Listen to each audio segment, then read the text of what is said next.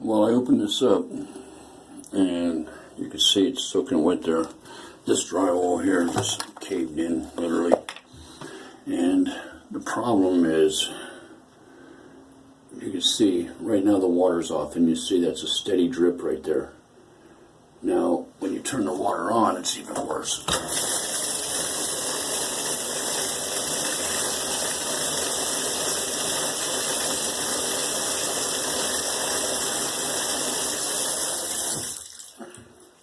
And this plate goes over the top of that hole.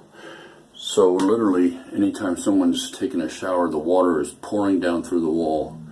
And if they're not taking a shower, it's dripping down through the wall, as you can see.